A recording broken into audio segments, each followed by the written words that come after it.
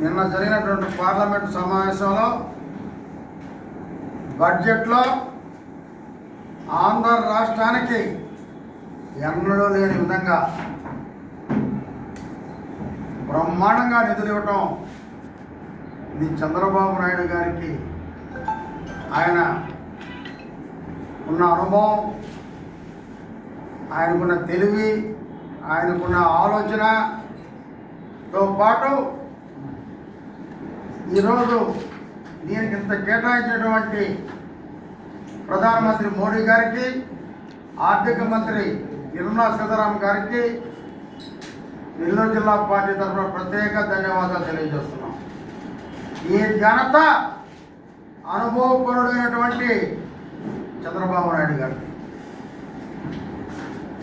మరి గత 5 ఏళ్ల పరిపాలనలో ఈ రాష్ట్రాన్ని 25 సంవత్సరాల వెనక్కి పంపిన ఘనత జగన్మోహన్ రెడ్డి, లెవన్ రెడ్డి గారిది. ఎన్నోసార్లు ఢిల్లీకి వెళ్ళాం, ప్రత్యేక హోదా సాధిస్తాను, 20 సీట్ల పైన ఎంపీలు ఇవ్వమన్నాం, 20 సీట్ల పైన ఎంపీలు ఇచ్చారు. నీ 5 ఏళ్లలో ఏ రోజైనా ప్రత్యేక హోదా అడిగావా?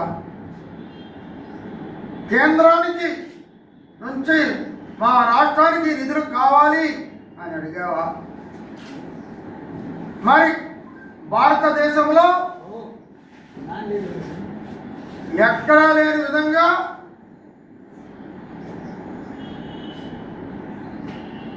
ఈ రాష్ట్రానికి రాజధాని లేదు. 5 ఏళ్ళు రాజధాని లేని రాష్ట్రం అంటే తలకాయ లేని మొండం లాంటిది ఈ రాష్ట్రం. చేతగాని దద్దమ్మ, ఒక తెలివి తక్కువ దద్దమ్మ 5 ఏళ్ళు పరిపాలించి కేవలం ఢిల్లీకి అనేక సార్లు పోయావు, ప్రత్యేక విమానాలు పోయావు. అందరేమనుకున్నారు? పాపం ఈ పొట్టె మొక్క మంత్రి చాలాసార్లు విమానాలు పోయాడు, ప్రత్యేక విమానాల్లో ఏదో సాధించబోతున్నాడు. ప్రత్యేక హోదా సాధిస్తే ప్రత్యేక ఫ్యాక్టరీలు వస్తాయి, ఉద్యోగాలు వస్తాయి, జ్ఞాపకాలను రిలీజ్ చేస్తాడు అని ఆశించారు.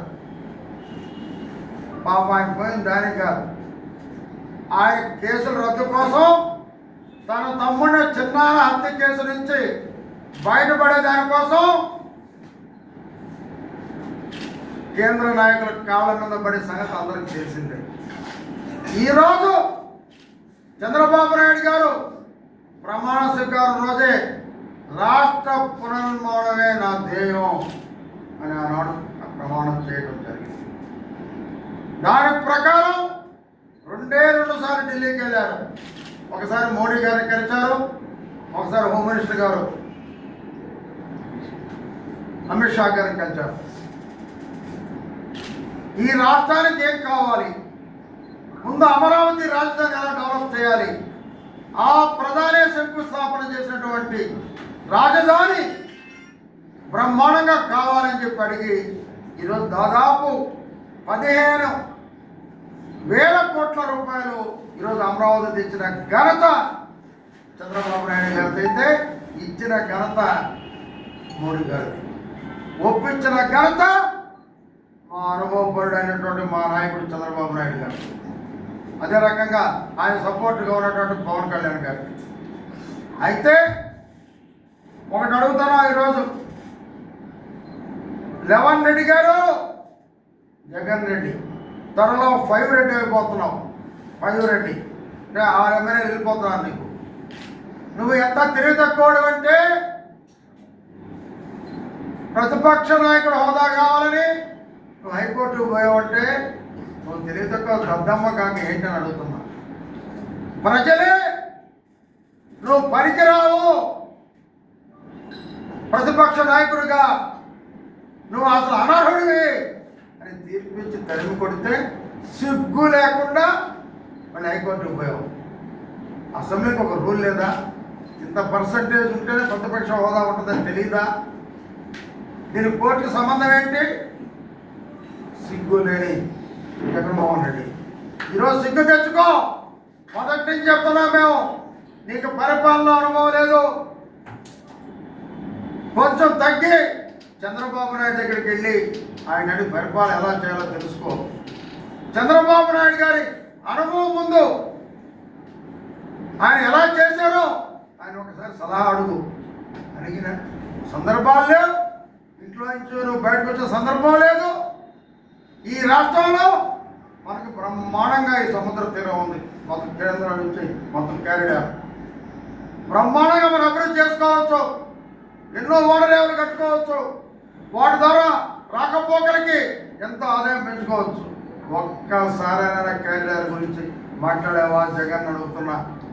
ఈరోజు కేంద్రం ఏం చెప్పింది? ప్రత్యేకంగా క్యారిడార్లు అభివృద్ధి చేస్తాం అని క్లియర్గా చెప్పడం జరిగింది. మరి ఆంధ్ర రాష్ట్ర ప్రజలకి సాగునీరు, తాగునీరుకి అవసరమైన పోలవరం ప్రాజెక్టు జాతీయ ప్రాజెక్టుగా చేశాం కాబట్టి పూర్తి చేసే బాధ్యత మేమే కేంద్రమే తీసుకుంటామని చెప్పి ఆర్థిక మంత్రి గారు ప్రకటించడం హర్షణీయం. అది కూడా అతి త్వరలో పూర్తి చేస్తామని చెప్పడం ఇంకా కూడా మనమంతా ఆనందం తగ్గ విషయం అని చెప్పి నేను మనం చేస్తాం.